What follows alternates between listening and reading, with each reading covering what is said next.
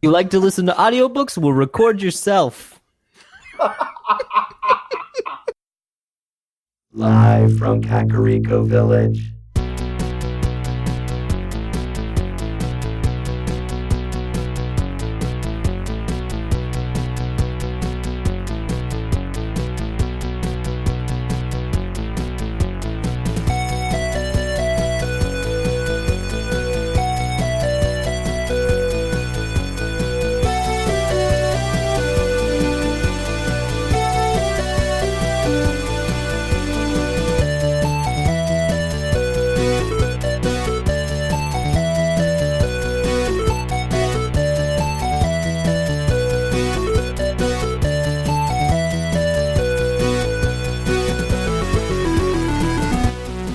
Broadcast throughout the Retroverse. Transmitted to the real world via a maze of wires connecting a Super Nintendo to a Wii, to a Wi-Fi network, and finally to the Internet. The Techno Funk Boy presents the Retro Zoo Super Show.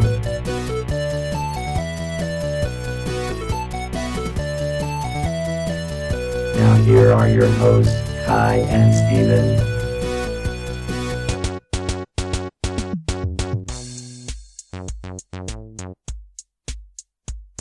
Need to kiss the mic? Please don't kiss the mic. And done. And welcome to the Retro Zoo Super Show. Can y'all not kiss the mic for me, please? For 1 hour. Worst. For 1 hour. Worst. It's already crowded in here. How did y'all get in here anyways? Listen, I've been counting calories, and I feel like I've lost a pixel or two. So get off my case, dude. We had to kick Drum outside. Well, that's fine, because he smells like a dirty robot. Wow. I'm actually not even here right now. My soul was put into a robot so that I could get in here. Meta. Wow. That explains a lot, actually. Yeah, it's kind of weird. Exactly sure I what had to got like myself into, honestly. All right, so we have a lot of people with us. First, coming back from the backlog Breakdown. Mm-hmm. My goodness, y'all have to pick a name and stick with it. Seriously. Book downs. break beat back down. Nate McKeever and Josh Broccolo, thank y'all for coming back. Yeah, thanks for having us. Yeah, happy to be here in spirit. Yes, and Wes, have we... I know you've been on... I know you were on during Zelda 2. I was on during the audio drama, yes. Yes. But we were on the Breakdown Beatdown barbecue, but I don't think you've been introduced here. Have not. Okay, welcome. Leslie Ray, you are the Henshin Dad. Yes, that is true. I was a little bit, upset though that I did not get introduced as the West Coast Wesley, like I was on the Backlog Breakdown, honestly. So I'm a little bit, upset about Because that. Paul's behind the times. I haven't actually gotten to that episode yet, so He's Have we super recorded duper together? behind. I'm way behind. It's We're on that all right, so- episode. I know. It was like our third one. Oh, I did have a guess that the only episode of the zoo he's listened to, and I don't mind saying this because he's not going to listen to it, but the only episode of the zoo he's listened to was the one he was on, and he's like a personal friend of mine, and so, but he's listened to that one several times, so that works out. I like to listen to myself too. I get it. All right, so half the reason we started a podcast was just so Josh and I could listen to ourselves talk. that's totally legit. So let's first of all tell us about podcasts. Whoever would like to go first. Your own podcast, I mean. Awkward silence. Awkward silence. We only have an hour in this Okay, game. It's okay, gonna okay. take so long. You know what, Josh? I'll go on our behalf because the timer that I use to project myself in the 8-bit realm sort of like I'm going to turn it basically into a pumpkin. Anyways. Josh and I host a podcast called The Backlog Breakdown, which is short form, like the TLDR version of this. It's a podcast that examines the issues and like the philosophies and theology behind stewardship, utilizing time well, primarily through the lens of our favorite hobby, video games. Very cool. All right. So, what is Henshin Dad about? I think it's mostly about chicken legs, mostly. Nice. The Henshin, yeah.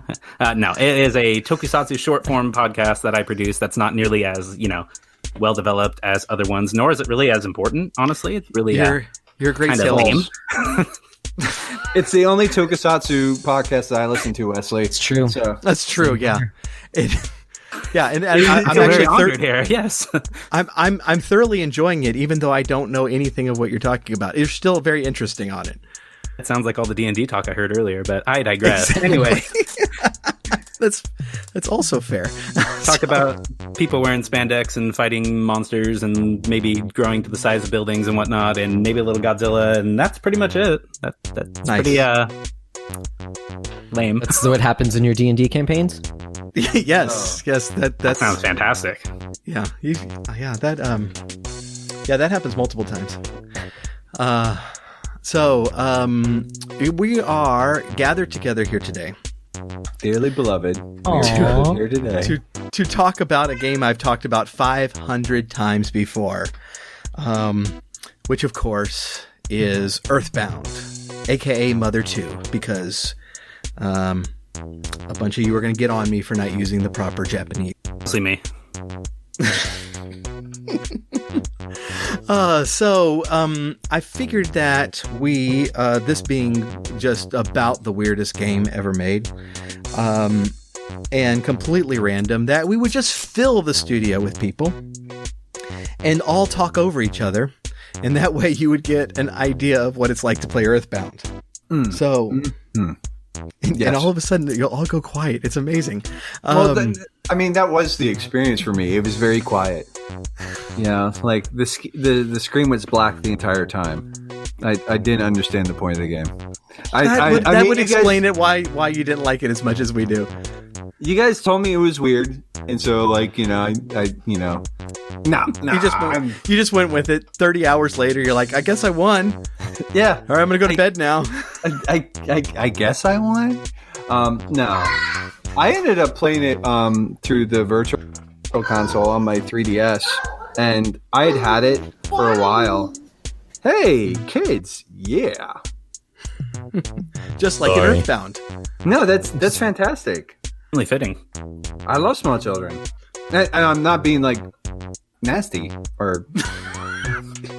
No one thought you were until that moment. Until then. Well, I just feel like it's recently come to my attention that sometimes I come off as a little jerkish. I mean, but we've already established.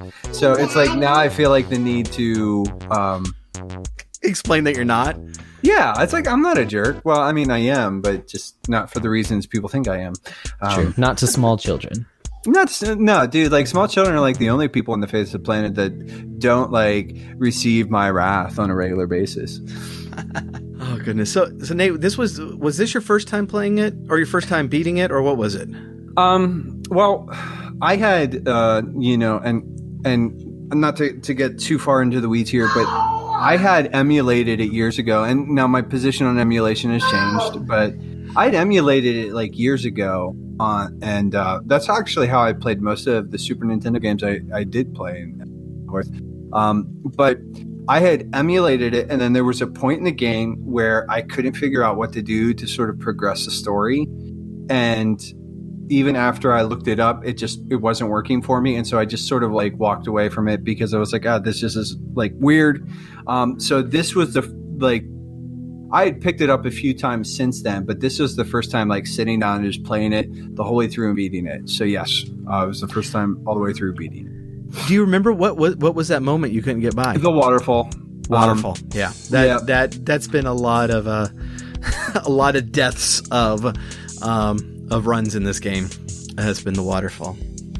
Well, and it's like, it's one of those things in hindsight. I'm like, oh no, like, because there's a Mr. Saturn who tells you wait 3 minutes, like, and but you cannot believe him. I mean, Well, it's incapable. As a gamer, you are incapable of not touching a button for 3 minutes. I mean, Yeah, I had the strategy guide, and the first time I played that section, I pressed the button because that's I couldn't take it. It's like, surely there's a button you have to press here, right? Well, and I mean, like, the thing is, like, literally, even this time, like, I just put my 3DS aside while playing it, went and, like, screwed around on my phone for, like, set a timer on my phone for 3 minutes, and screwed around on my phone for 3 minutes, and I was like, man, I can only imagine, like, coming into this, like, sort of, like, back in the day, like, and just literally somebody's like, no, you have to sit here for 3 minutes. I'm like, it just was like, it seemed like it was kind of like the watch pot never boils, or the watch kettle never boils sort of thing. And it was like, or, you know, it was very much like I was like, it was just one of those things where I was like, this is just weird. And I understand a lot of the game is sort of like satirical and sort of like almost mocking in nature. But that was like just like such a weird disconnect for me in a lot of ways. But yeah, and I think it was for a lot of people. So for Wes and Josh, y'all have beaten this game before.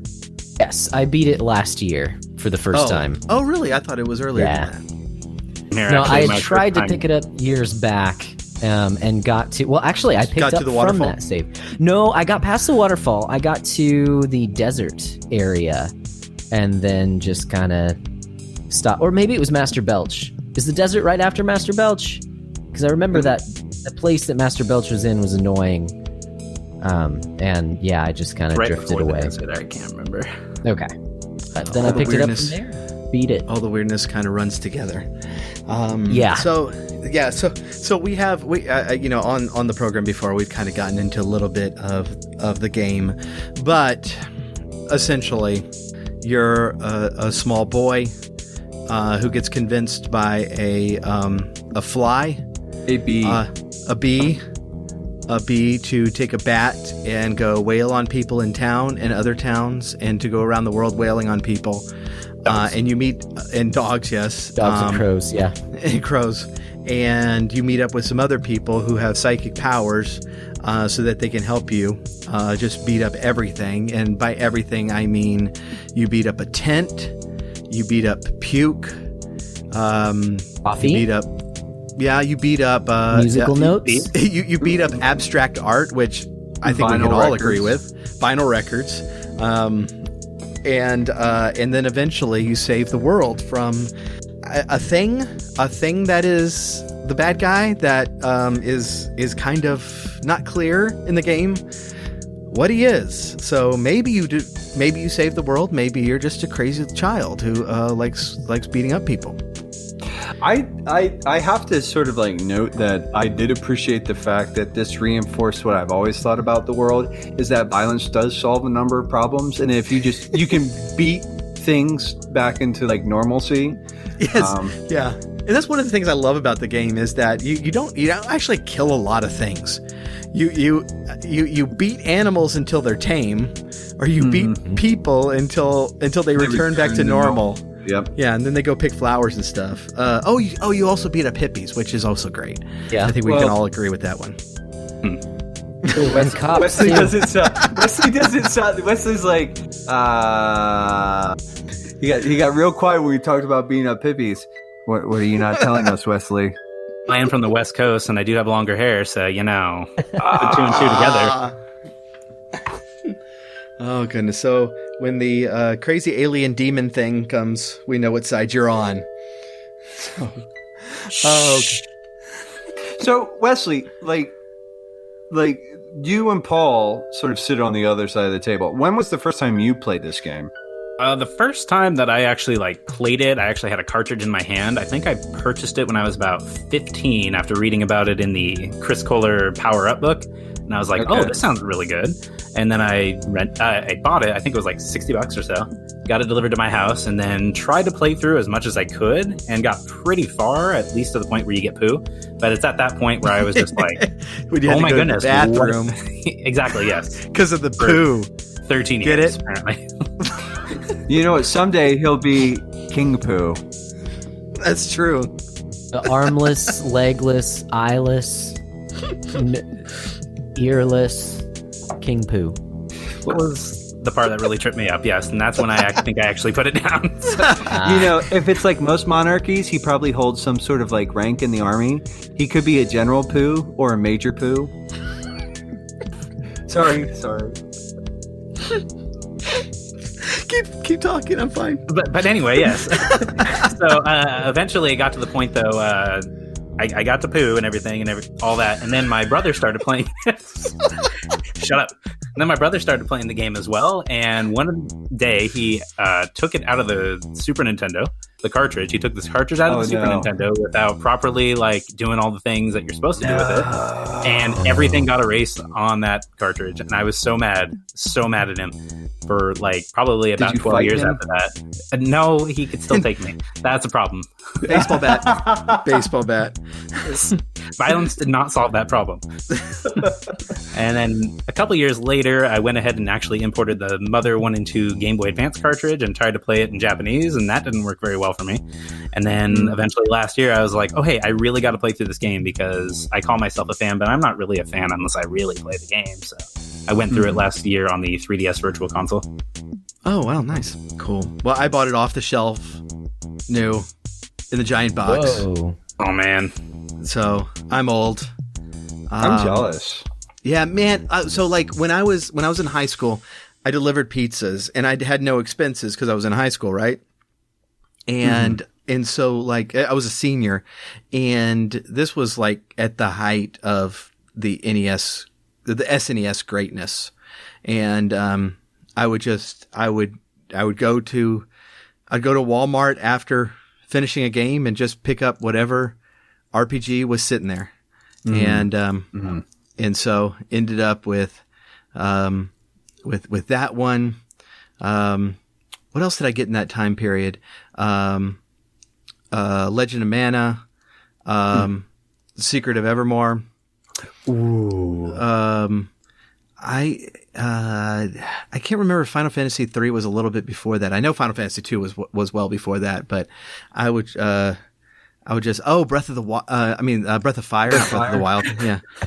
Nate, settle down. I didn't say Breath of the Wild. No, I knew you meant Breath of Fire. So, which is that's a weird sort of series that dropped off. I'm just glad that somebody else has played Secret of Evermore. It just that's a weird one that doesn't get a lot of love or press or anything, and it's that's one of those weird games that I'm I really want somebody to bring that back in a way that I can play it legally. Oh, one of my favorites from that time period. I don't know if y'all have played this one. This is another one that was a just absolute genius concept game that did not get a lot of love, but Lufia 2. Mm-hmm. Y'all know that one? I do. Man, that game I never played it. Yeah, that game is incredibly great, and that's one like Lufia 1 was this almost independent, just normal JRPG, nothing special about it, and then Square took it and they put in these capsule monsters that you hatch out of capsules and then you feed them until they evolve. Before Pokemon, they put in limit breaks before Final Fantasy did, and all the dungeons were these puzzles that had monsters on the map, and so you can kind of strategically move them to fight them at optimal positions and stuff.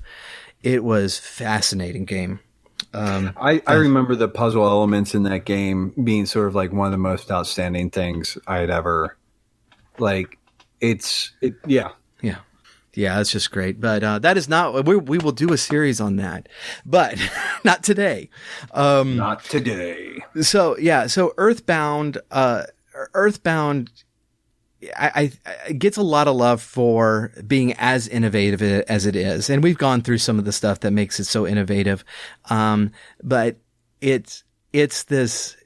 It's just an exceedingly quirky game where spankety. Exactly. It's its tongue is always firmly in its cheek. Everything is so random and oftentimes so funny.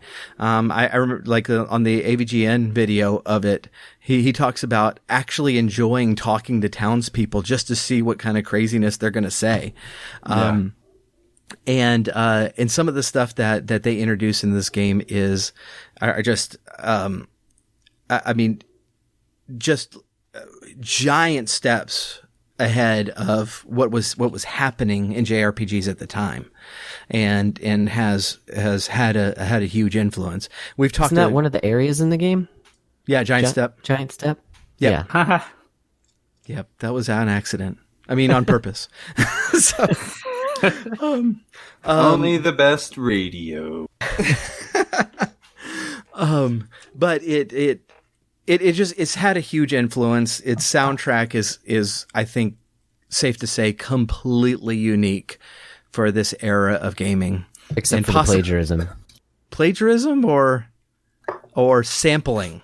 Okay. Are we gonna get into Never Gonna Give You Up?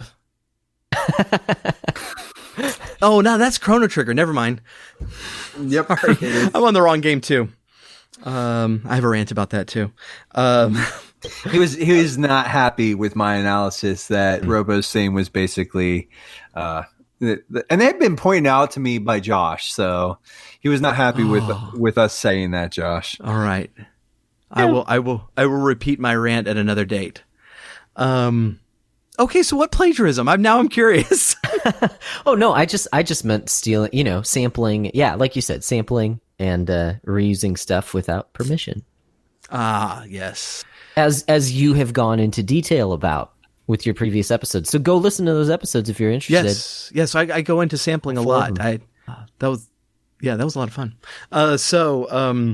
I'm honestly surprised that they could actually like re-release the game with all that sampling in there in the modern day on the SNES Classic and the Wii U and everything. I'm just like, how did you get away with that? And how are people not making a stink about this? Honestly, I'm pretty sure people at Nintendo are just praying every night that Paul McCartney does not start playing video games.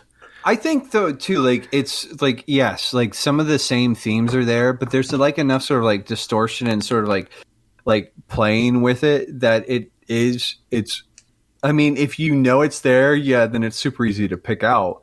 But I think like if somebody were just sort of sitting down and playing through some of that stuff, like just like I'm really pretty that like they've sort of been like tweaked enough that like people are like, oh, that kind of sounds like X, Y, or Z, but I'm not sure that you can really sort of make the case that it's straight. Like I think it's very similar. I just think there's a case to say like it's different enough. I'm sure that will be what Nintendo says in court, but thankfully Paul McCartney has not played it. No. So we're going to get this is going to be like a 2-part episode, or 2 episodes on the same topic. But we're going to get more into more of the story elements later. But I'm really curious, as this game always seemed to me to not really rely on story much at all until the end. But instead rely on just the sheer personality of it. I mean, most of the plot is essentially a fetch quest. It's, hey, go collect 8 of the thing, that has plagued RPGs since the dawn of time. You got to prove yourself by collecting the thing. And that's most of the plot. But it's the kind of characters and personality of the towns themselves that really set this thing apart. I agree. And actually, I think the way that it took me to look at it is because it took me a while to kind of understand the way that the game works. Because a lot of the RPGs that I really like, it does, tell a story, pretty much a 3-act structure kind of a thing where things are connected. But to me, it felt more like what really kind of clicked for me was when I started thinking of it like a Dragon Quest game. Because it's more a series of vignettes like Dragon Quest does. And when I started looking at it that way, it made a lot more sense. So the beginning and the end, kind of tie it together, but everything in the middle, they're each their own separate little story. And that really, it just helped me kind of think about this game differently than kind of your standard RPG. And I think it actually works well because the characters in the game are so random and unique. They don't have to be talking about other portions of the game. They don't have to know what's going on in the rest of the world. Like, it's just, okay, you're in Tucson. Everyone here in this town is just going to be weird and do what you want and talk to everyone because they all have something weird to say. It's a lot of fun. But you don't have to be concerned with the overall story. You don't have to be talking to townspeople to get the story. It's more just like, oh, check out this weird pseudo-American town where everyone's strange and stop staring at my hips. Those hips don't lie. Those hips don't lie. Yeah. The number of times she says that is so funny. Just to like these little, I don't know how old they're supposed to be, but basically 10-year-old kids. Stop looking at my hips. They're definitely like preteens. I think like one of my sort of like favorite sort of like running gags was like the Broke Musicians with the what was the Blues Brothers knockoff, like Runaway Five. Runaway Five. Oh, they're so good. It's like you go through this sort of like, and you go through this sort of thing where it's like you find this wad of bills and then you give that to this corrupt sort of like, and I'm like, this is so much realism, such wow. Because this is exactly how it works in real life. A band gets themselves into debt and they have to play a bunch of shows until they basically die. Or you find, and then you magically find like a wad of cash and you fling it at the corrupt manager and they're free to go. Only to get in trouble 2 towns later. It's even more real. They get themselves in this predicament not once, but twice. And I'm like, yo, you dudes have some serious like judgment impairment going on here, bro. It's like, you probably need to talk to your agent and get some better booking. Right. One of my favorite running gags is Apple Kid, just showing up with the craziest inventions and just when you first meet them, they do everything possible to make you think that Apple Kid is just a screw up. No, he's the obvious he's the obvious bad choice. Right, yeah, because it's Apple Kid and I'm blanking. What's the Orange Kid, yeah. And Orange Kid is like everything's pristine. He looks very professional. He's well spoken, and he's useless. He is useless. Oh, it is so funny when you're most of the way through the game and he starts telling you about like an invention he made, and it's just like, okay, that I wouldn't even use that if I weren't trying to save the world, but thanks. Trout flavored yogurt. The trout flavored yogurt, but that was useful. I was going to say, like, one of Apple Kids or Orange Kids' inventions was turning raisins back into grapes. And I'm like, I actually, listen, I'll be full disclosure. I would probably be down for that because outside of like trail mix, I think raisins are kind of gross. Bad, yeah. It would at least be fun to watch. Yeah. Those two something that was pointed out to me. Oh, sorry. What were you going to say, Wes? I was saying, like, aren't those two basically supposed to be like parallels to Bill Gates and Steve Jobs functionally? Because you have Orange Kid who's supposed to be like Microsoft and Apple Kid who's supposed to be like Apple or something. I don't know. That was actually what I was going to say. Is something that was pointed out to me recently. Did you just try to steal his brilliant point? Because that was exactly what I was supposed to say too. About to say too. Just a little bit farther.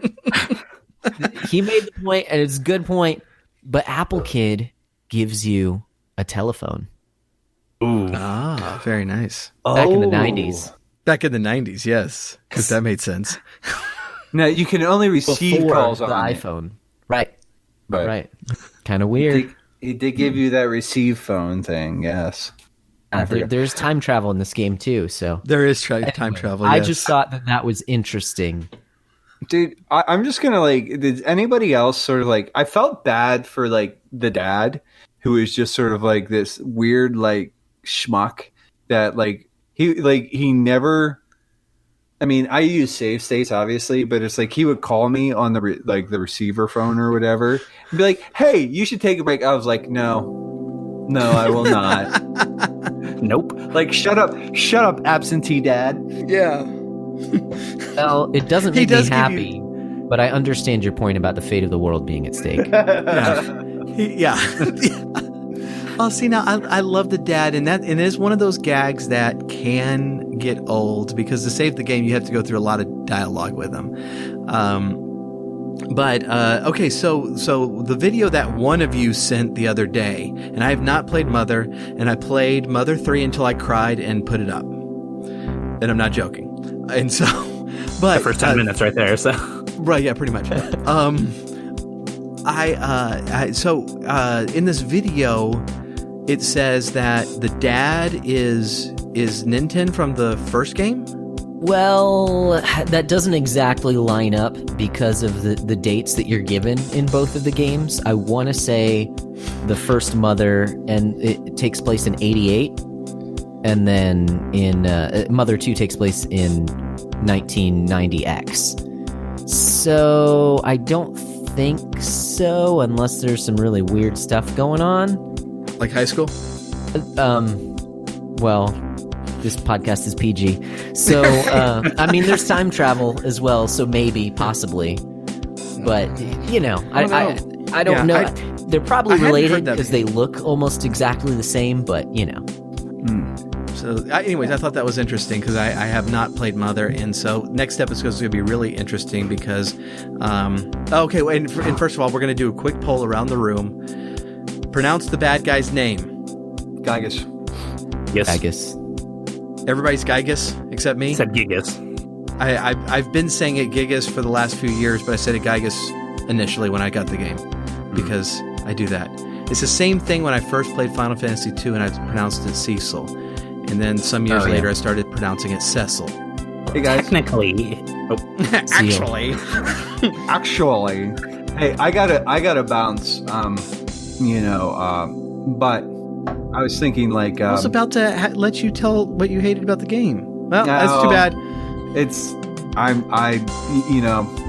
would obviously recommend editing some of this out. I'll send you my audio, and So I'll just pretend oh no, there's a malfunction. This thing was supposed to be good for another 20 minutes. What the heck? I want my money back. Oh no! Before you go, can you squeeze in for a picture?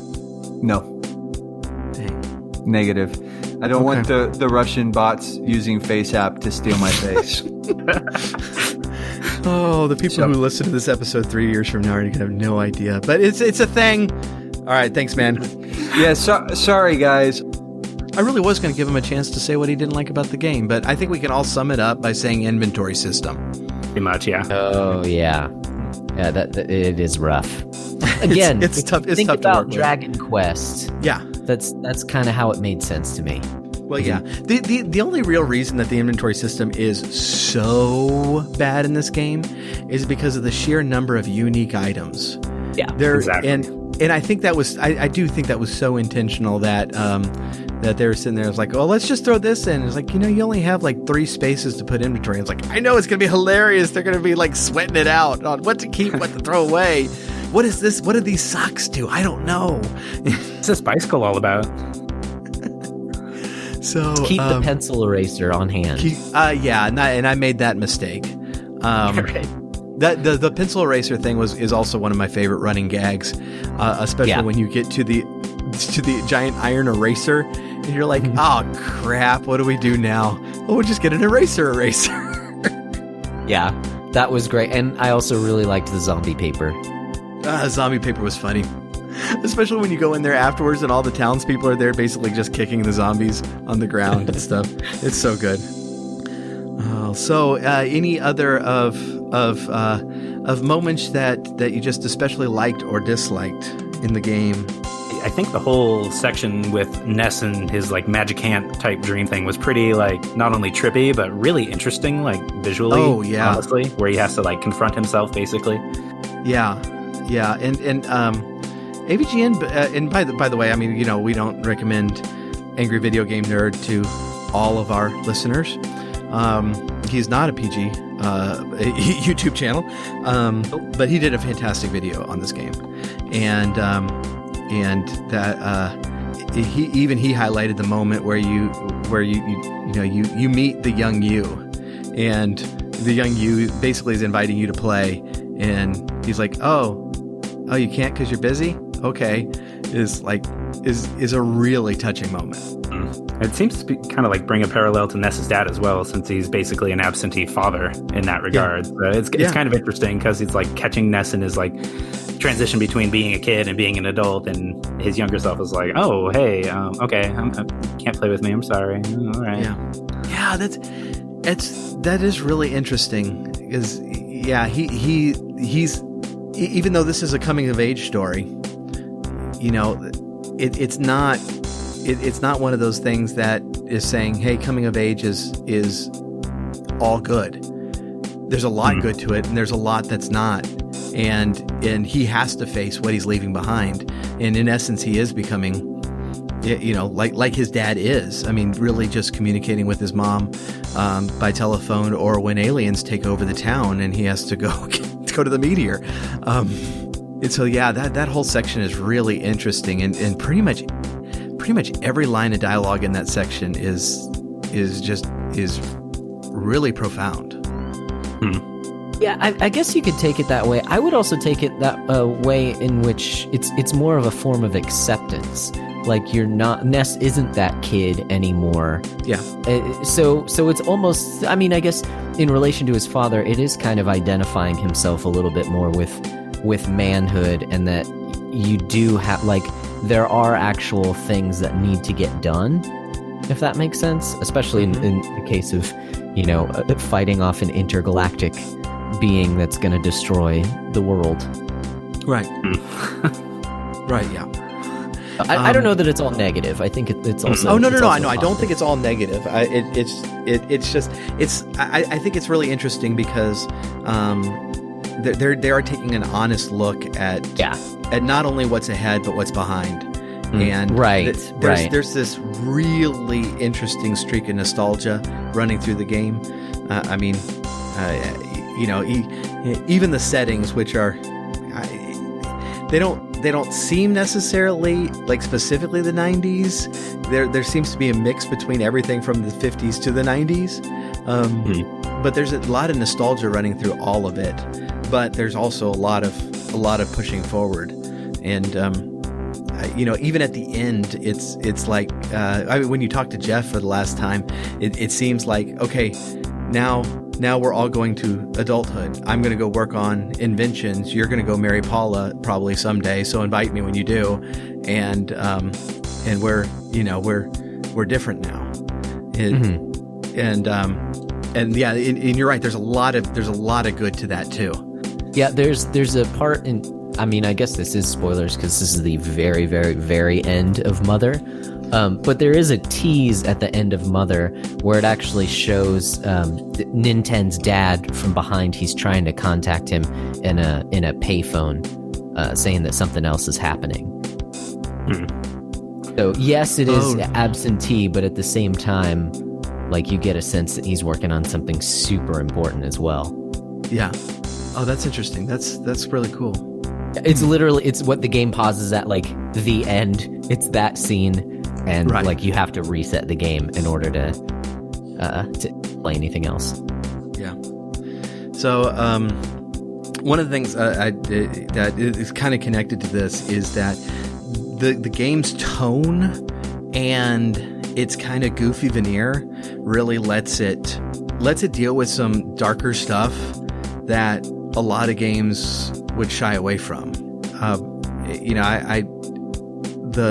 every single time I play the game and I get to, I mean, even something simple like, Jeff going to his father's place, and his father just has like this throwaway line that says, okay, well, maybe I'll see you again in however many years, and it's like really, really dark thing to say to a kid. But it's also so goofy that it kind of rolls into the general tone of the game. But there's a lot of stuff like that is really, I mean, to repeat the phrase, it's kind of dark, and you don't notice it kind of sneaking up on you until the end. I was playing a lot of it in front of Anla, and she thought it was the goofiest thing in the world until I got to the last fight, and she was like, oh, this game is not what I thought it was, but that stuff's in there. It's just kind of building under the surface. Yeah. I think, oh, sorry, Wes, what were you going to say? Oh, I was also going to point out, like, the entire character of Pokey, like, throughout the entire game, it's just like, that's just a tragedy, basically, if you like examine it and see where he goes from there. And there are, spoilers, but there's a continuation of his story in Mother 3 that just really hits it home, like, even more so. And just seeing, like, what it is like being absent of friends and positive influences, that he's willing to grab onto this evil character that's kind of twisting him into this this even worse version of his bad self, honestly. So it's just really interesting to see his negative growth over the period of the game. Yeah. His descent. I mean, he is a great villain of the game, but he's also a very tragic character. I mean, whose parents are clearly like not interested in things they should be interested in, and who doesn't have friends, and deservedly so, because he's a jerk. But yeah, it's like every time you see him, he's taken yet another step down that path that is really going to culminate in the part I read about on Mother 3, because it's past the part where I cried and turned it off. Yeah, I think also one thing that's really interesting to me about that character is, like you said, Kai, that it is one of those things that kind of sneaks up on you, because in the original Japanese version, like, basically he's called Pokey here in the English translation, but that was a mistranslation. His name is actually supposed to be Porky. So like, he's a joke from the very beginning. Like, his name literally means fat kid, like, you're supposed to, think that he's worthless from the very beginning. And so what he turns into is it's pretty harrowing to see, how he continues, because he's played for laughs a lot until, like, towards the very end. And it's like, oh, like, you've teamed up with, with this thing. Well, and even then, it's like, and I talked about his battle theme in a previous episode, but the start of that song is in a old 8-bit style, and it's designed to make you think, oh, this is the goofy guy before the main bad guy. Right. And then about a minute into the song, all of a sudden, there's noises coming out of your Super Nintendo that you've never heard out of that thing before. And that's around when it's starting to dawn on you that this guy's no joke. He's actually a legit villain. I think that's pretty cool, the way the way they kind of set that up, both narratively and musically. Yeah, man. I think another scene for me that kind of exemplifies what you're saying, how even the dark stuff is played with a comedic tone, is the Happiest. Oh, like, gosh, yeah. Oh that gosh. Whole portion of the game, again, it's almost played for laughs, but it's like, oh my god, like, this entire town is brainwashed. Yeah. And the leader legit traffics Paula. Yeah. I mean, to be his wife, a preteen girl. Yeah. And I mean, that's pretty intense. And I thought it was very insightful that they called him the Happiest, It reminded me, and their entire mantra is, be happy and make the world a better place, when like they're really this terrible organization. There's another joke like that in Parks and Rec, if you're a fan of Parks and Rec, where there's this cult called the Reasonableists, who believe that there's this alien that's going to come and destroy the earth and suck them all up. So it's that same kind of joke where it's just like, yeah, it feels like it's played for laughs, but it's very intentional. Like, actually, the opposite of everything they're saying is true. Right. Yes. And it's just the visuals in that section is most entertaining. And again, to kind of just it's a distraction to the eyes. It's like, no, it's everything's blue, it's pretty. And no, things are not good here. The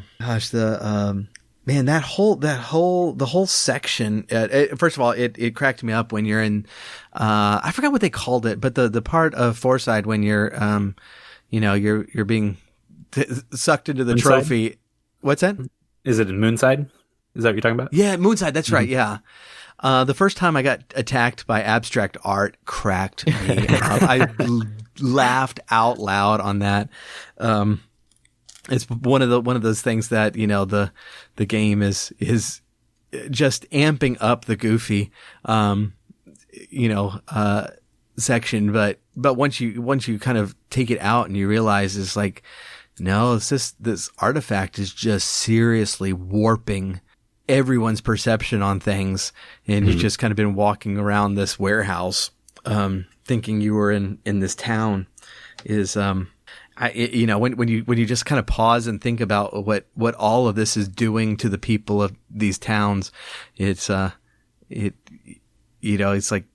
you can kind of quickly get past the neon light veneer of it, and they kind of represent that mechanically too, because once you get to Moonside, like the combat just gets ramped up so high, like those things just pummel you one after another, and there's just like, how do I heal? Oh my goodness, I am like basically like 1 HP this entire time, because it's just so hard to like beat any of the enemies there. And you don't know where you're going. Like, I found that area pretty frustrating, honestly. Yeah. Like I did it with save states too, so. Yeah, that's one of the things. I mean, and this game originally came with the player's guide, and this player's guide is one of my favorites of all time. Just the creativity that went into this thing was just really wonderful. But this is one of the sections that explains why, because you don't walk in a straight line. You have to find these people who will teleport you around town. You have to find the right combination to get you through this area, because there's certain places you just can't walk, and they're not represented on the map as places you can't walk. You just can't walk there. Mm-hmm. And you really are just really kind of just feeling around, trying to figure out, where in the world am I going? You just feel like hopelessly lost at that point, and it's just like, what do I do? I had to resort to a guide at that point, but and I did too. I'm shocked that people in Japan were able to figure this out without a packed-in guide, honestly. No kidding. In that town, do I remember right that you can't stay in the hotel, or am I making that up in my head? I don't remember. I have no idea. Yeah. I think I think there are problems with healing in that area. Like the hotel guy won't let you stay or something. You've also lost Paula at that point, so you don't have any of your PSI stuff, if I recall. Right? Yeah. You're right. Yeah, because that's part of the quest to go save her. So yeah, there's a lot of stuff that we haven't talked about. We brought up Pooh's legs and arms and ears and eyes getting removed, which is entirely disconcerting. Yeah. It's when this game, and I can't remember what it was, but it might be the only time it was run at a Games Done Quick, or it might have been just one of the times. One of the people on the couch just kept saying, and just remember, there is no point in this game where it stops getting weirder. And it's absolutely true. It's, and like, you're fighting a giant circus tent, and it's like, no, the next section is going to be weirder. Just wait.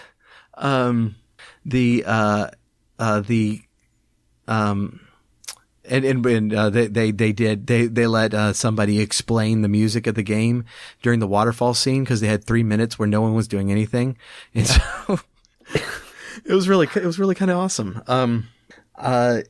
Some of the mechanics I just like this time. I don't know, and it might be nostalgia on my part, but like one of the things that I just find really interesting is like when you've gone a while without talking to your mother, you get homesick, and that's a status ailment in this game, and you have to call her, and what she said, because normally her messages are like really somewhat kind of goofy, and she's running all over the place and just says, "Okay, well, be good," but my favorite soap opera. Right. Yeah. Yeah. She hangs up her soap opera. I think she like, has, some exercise class or something. I forgot. But a lot of them are just kind of very, very frivolous and very surface level. But that's the one where she stops and talks to you. And, the first time that happened to me in this playthrough was like, I found that really touching. And then the next 12 times it was like, okay, I'm done with this, Mom. Yeah. So we are running up to the end of our hour, and we lost Nate, so we can't take a picture with him. But at some point we're going to have to. So y'all want to crowd in? Okay. Hold on, I'll get Drum to take it. All right, on 3, say Fuzzy Pickles. 1, 2, 3. Fuzzy Pickles. Victory. In that picture will play during the ending credits. So yeah, in the end, just the sheer quirkiness and humor of this game is really just kind of impossible to address in an hour. But there's just a lot of like really fun elements to this that, and a lot of them just literally laugh out loud moments. Yeah. That I think are just charming and sometimes adorable, hilarious, and always unexpected, even on my second playthrough. And so, it's very different than the other games of the time. And it has had a big influence in, a lot of the elements that it innovative has been, carried forward. But, I think the game's just an amazing accomplishment. Yeah, I would also say, as someone who came to it later in life, that it's not a game where you're going to fall head over heels for the combat or the story, or it's not one of those games where it's like there's one specific thing about this game that's really good. It doesn't have deep. It's not like the one that comes to mind because of a podcast I listened to recently is like Final Fantasy Tactics, where, you can just get real deep in all the systems of the game or in all the lore of the game. It's not like that. So if you go in expecting that, well, you're going to have some problems. It is much more of a game where you take your time with it and you enjoy the moments that it gives you. Not that the combat is not engaging or bad. It's not. It's good for what it. We didn't talk about things like the rolling HP counter or the enemies that are actually on the overworld map. It's not random. So there are really good things that the game does as well. But if you focus too much on one area, I think you might walk away unsatisfied. It's really a game in which the overall tone it is what you're going for, and you really just have to enjoy the moments as they come rather than get super obsessed over one specific thing. Does that make sense? Mm-hmm. Yeah, definitely. And for me, like, we really like hit it on the head with the nostalgia angle. For me, like, that's like one of the reasons why I keep going back to it, because it just feels nostalgic, even though I wasn't like a kid when I really played the game or anything. I got it when I was a teenager, but it just feels like it's that part of Americana that I am so like attuned to, being, a kid that grew up in the 90s basically. And that's just like, it feels familiar, and it's just like a nice warm blanket basically, or just a nice cool summer night where you're just looking up at the stars. It's got that general feeling to it, just very comforting and very inviting, for me at least. Right, exactly. All right. So that is going to do it for this episode. We are going to jump back into this game in next episode when we're actually going to talk about part of the plot and dig into that a little bit. I do want to announce just very, very quickly. We actually hit a Patreon goal that I forgot I set up, but we hit it. And Patreon said, "Hey, we hit your goal, so you have to do more work." And so it's like, okay, well, we're going to do that then. So for those who remember our jam episodes, early on, which we're going to be playing and analyzing some game music. We are going to be bringing that back for our patrons. And so patrons, be on the lookout for that. There is an RSS feed, set up for you on the page that you can put into your, podcast catcher. Or you can just follow the emails when they're sent that I have posted something else. But we are going to start doing that. So I'm actually pretty pumped about that because I've missed doing that. I miss sharing some great game music with y'all. So we'll jump into that. But until then, we will catch you next week. This game stinks. Oh, we didn't say this game stinks. I've been saving that one the whole time. Oh. Okay. And we'll see you next week. Stop looking at my hips.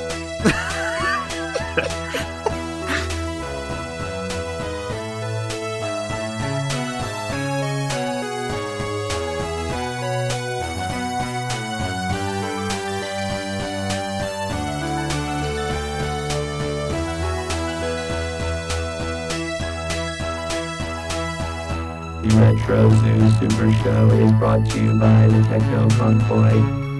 Follow us on Twitter at TechnoFunkBoy, on Facebook at The Techno Funk Boy, and sign up for our email list at TechnoFunkBoy.com. Also look for us on Spotify, iTunes, and Amazon for music. If you are so inclined, please leave us a 5-star rating and review on your favorite podcast catcher. If you are not so inclined, you are obviously some sort of villain trying to conquer the world. Unowned music and gameplay clips are used for educational and critical purposes. Thank you for listening. Keep gaming. And once you have responsibilities that need to be done at this time, then you can game later.